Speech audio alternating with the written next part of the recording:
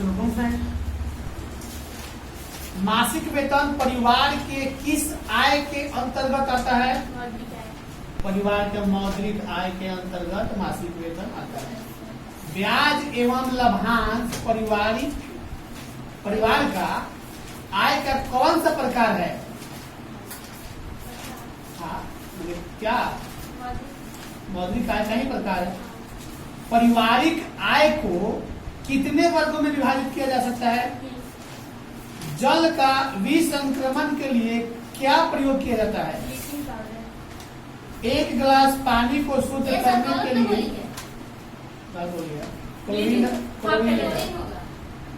एक गिलास पानी को शुद्ध करने के लिए ब्लीचिंग पाउडर की कितनी मात्रा डाली जाती है? 1 चम्मच।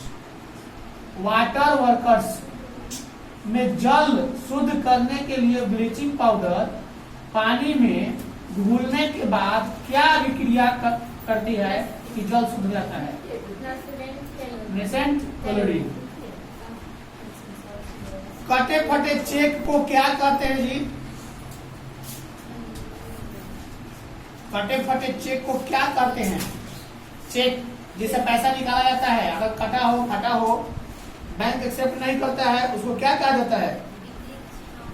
विकृत चेक कहा जाता है। तुम बोलो जी। नहीं याद है तो बिटा ना। चलो जी बोलो। हाँ तुम बोलेगी। क्यों? याद है तो कैसे नहीं सुना सकती है? हम सब सुनेंगे ध्यान से पूरा। बात नहीं करो। मासिक वेतन परिवार के किस आय के अंतर्गत आता है? चेक क्या प्रकार का होता है? चेक क्या प्रकार का होता है? बताए थे ना? पीट देंगे बढ़िया से। मैंने कहा है पीट देंगे बढ़िया से। बैंक में कितने प्रकार का खाता खोला जाता है? धन को बढ़ाने के लिए क्या करना चाहिए? जो पैसा है घरे रखोगे तो बढ़ जाएगा।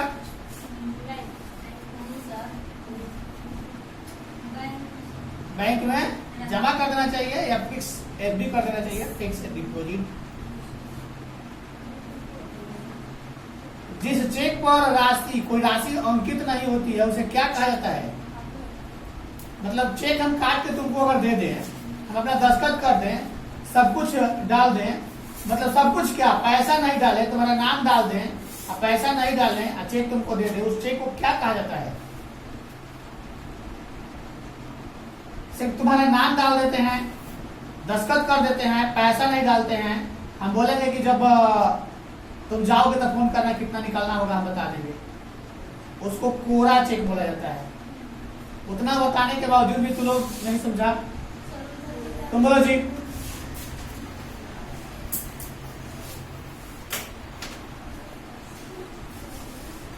कौन सी जमा योजना आयकर में छूट नहीं देता? बैठो। पैसा जमा किया जाता है तो आयकर में छूट नहीं मिलता है, किस जमा योजना पर?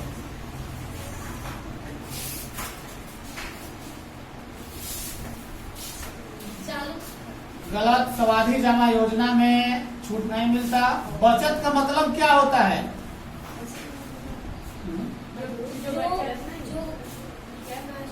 बात मत करो, जानती है तो क्यों नहीं बोली आगे?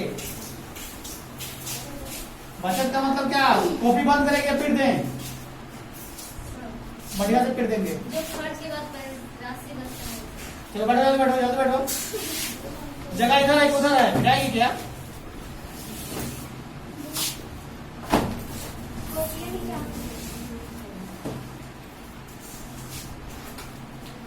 कटे फटे चेक को क्या कहते हैं? गलत। विकृत चेक कहते हैं।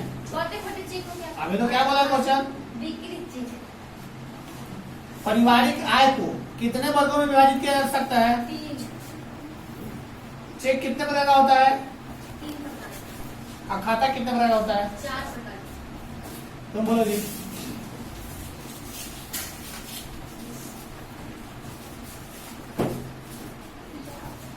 उसी में बताए थे खाता कैसे खुलता है, बताए थे ना?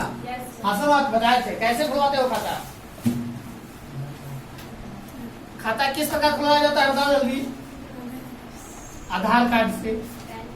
आधार कार्ड तो अभी बना है, इसके पहले क्या था? वोटर कार्ड था, पैन कार्ड था। पैन कार्ड तो सिर्फ टैक्स के लिए होता है, सरकार अपना एक परमानेंट अकाउंट नंबर बना कर रखा है, वह एक ही खाता होगा। किसी मामले में फंसोगे तो उसका प्रयोग ज्यादा होता है और टैक्स उसी से दिया जाता है। मासिक वेतन परिवार के किस आय के अंतर्गत आता है? जो महीना का आय होता है किसके अंतर्गत आता है? कॉपी खुला होगा, पास के पढ़ लेंगे। चलो बोलो।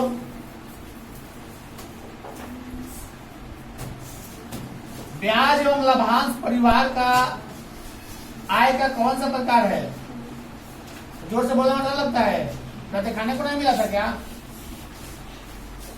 जल का विसंक्रमण के लिए क्या प्रयोग किया जाता है? ब्लीचिंग पाउडर या क्लोरीन? लगता है कि पिटाएगी तभी जोर से बोलेगी। कटे फटे चेक को क्या कहते हैं? कोरा चेक की विकृत चेक? जिस चेक पर कोई राशि नहीं डाला जाता है उसको क्या कहते हैं? जोर से बोलना डर लगता है क्या? चेक कितने प्रकार का होता है? तुम बोलो। एक गिलास पानी को शुद्ध करने के लिए ब्लीचिंग पाउडर की कितनी मात्रा डालना पड़ेगा जी? 3 चम्मच, 1 चम्मच। पारिवारिक आय को कितने वर्गों में विभाजित किया जा सकता है? 2 की 3? ब्याज और लाभांश पारिवारिक आय का कौन सा प्रकार होता है? आय का कौन सा प्रकार होता है? दूसरा क्वेश्चन।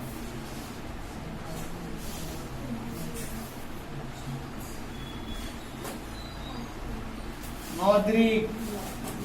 चेक कितने प्रकार का होता है? 4 खाता?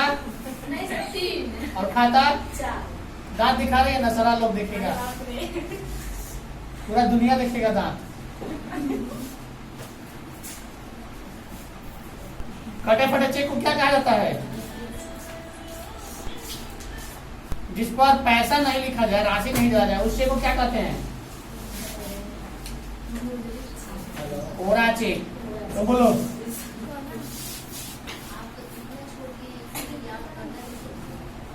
कितना छोड़ दिया है ना, फिर देते हैं। मासिक वेतन परिवार के किस आय के अंतर्गत आता है?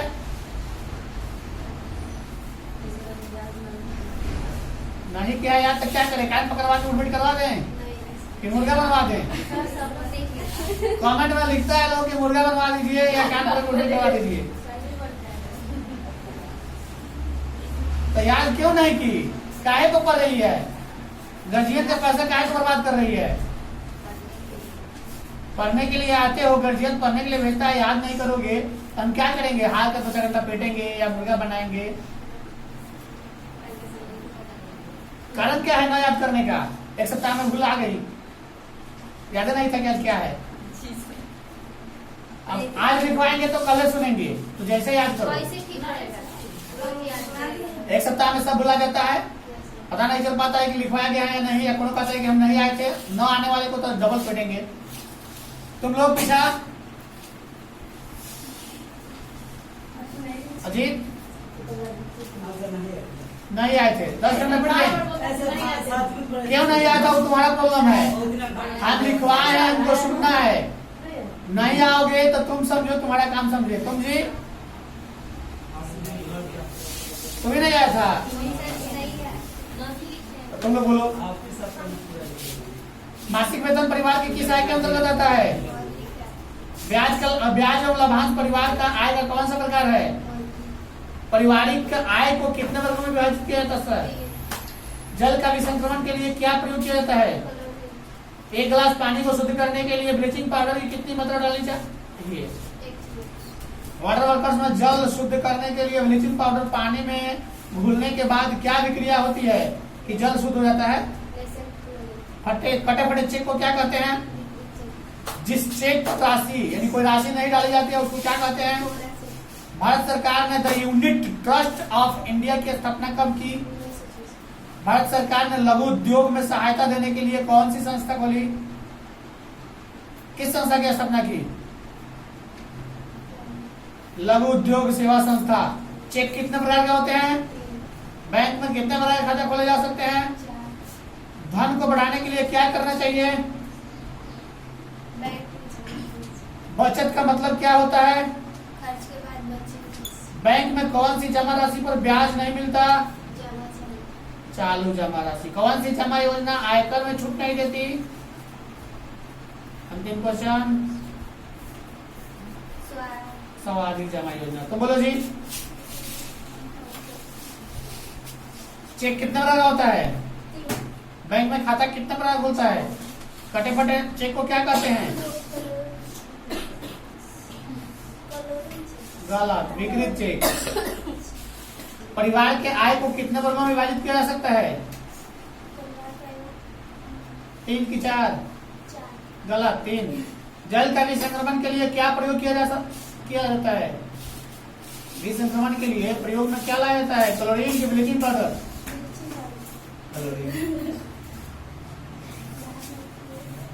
धन को बढ़ाने के लिए क्या करना चाहिए?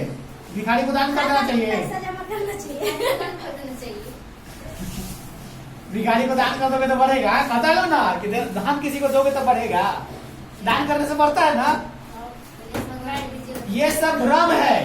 दान करने से कोई धन नहीं बढ़ता। तुम्हारे पास 1 रुपया है और 1 रुपया किसी गरीब को दान कर दो, देखो तुम्हारे पास 2 रुपया हो जाता है? नहीं होगा। दान करने से धन बढ़ता नहीं है। दान क्यों किया जाता है? दान करने का मकसद क्या होता है?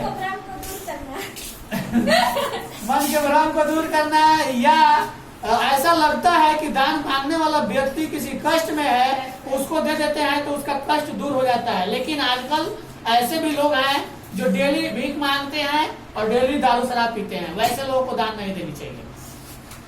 और दान दो भी तो मेरे ख्याल से पैसा कभी मत दो दान में, किसी को भी। अगर कोई मांगने आता है तो बस, हर कोई पेट का मारा होता है, यानी पेट के लिए ही मांगता है। कहो कि चलो तुमको खिला देते हैं, 2-4 समोसे खिला दो, जो भी खिलाना हो तुमको, खाने वाला चीज खरीद के दे दो, लेकिन पैसा कभी मत दो। तुम्हारे दिए हुए पैसे से वह गलत काम भी कर सकता है। मान के चलो तुम किसी व्यक्ति को अगर 100 रुपया दे देते हो दान में, और वह व्यक्ति उस पैसे से दारू, गांजा, कोकीन, ड्रग्स लेता है या किसी को पिलाता है, खिलाता है, कोई मर जाता है, तो उसका भागीदार कौन होगा? पैसा देने वाला। इसलिए पैसा कभी मत दो। देना होगा तो खरीद के खाने वाला चीज दे दो। कपड़ा डिमांड करता है, संभव है तो कपड़ा है, नया पुराना देना है तो दे दो, अन्यथा उसको पैसा कभी मत दो। भिखारी को पैसा देकर, आजकल भिखारी करोड़ों में खेल रहे हैं, फिर भी भीख मांगते हैं। उनको भीख मांगना छोड़ देना चाहिए। सरकार को इस पर ध्यान देना चाहिए कि भिखारी, अगर जो भिखारी डेली का 1000 रुपया मांगता है तो उसका 30,000 का मंथली हुआ, क्या उस 30,000 में वह व्यक्ति कोई बिजनेस नहीं कर सकता है? कर सकता है।